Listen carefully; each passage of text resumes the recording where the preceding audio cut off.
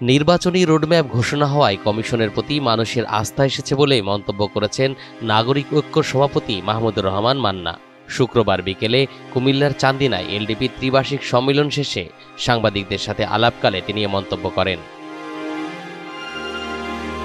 Police প্রশাসনের মধ্যে দুর্বলতা আছে উল্লেখ করে মাহমুদুর রহমান মান্না বলেন, অন্তর্বর্তী সরকার সেটি কাটিয়ে উঠে নির্বাচনের আয়োজন করতে পারবে।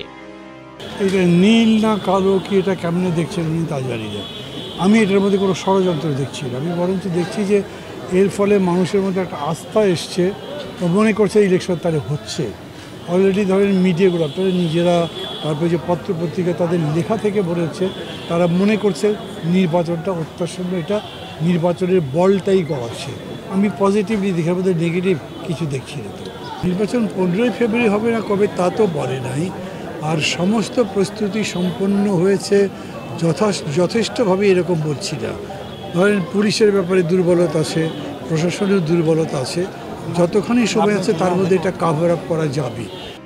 এদিকে জামায়াতে ইসলাম পিআর পদ্ধতি সহ নির্বাচন নিয়ে ভিন্ন কথা বলে দেশের মানুষকে বিভ্রান্ত করার চেষ্টা করছেন, এমন অভিযোগ করেছেন এলডিপির মহাসচিব ডাক্তার রেদওয়ান আহমেদ।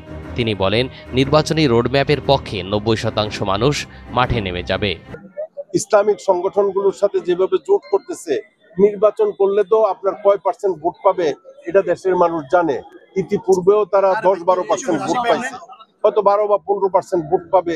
অনেক জায়গা থেকে তাদের প্রার্থী নির্বাচিত হবে না, সেই জন্যই তারা বলতেছে নীল নকশা বা যে সমস্ত কথাবার্তা বলে এই দেশের মানুষকে পিআর পদ্ধতি, এই পদ্ধতি, সেই পদ্ধতি বলে বিভ্রান্ত করতে চায়।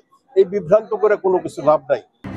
চান্দিনা পৌর এলডিপির সভাপতি অধ্যাপক গিয়াসউদ্দিন ভূঁইয়ার সভাপতিত্বে অন্যান্যদের মধ্যে উপস্থিত ছিলেন কুমিল্লা উত্তর জেলা এলডিপির সভাপতি AK-M শামসুল হক মাস্টার, এলডিপির কেন্দ্রীয় কমিটির উপদেষ্টা অধ্যক্ষ মোহাম্মদ আবুল কাশেম সহ স্থানীয় নেতৃবৃন্দ।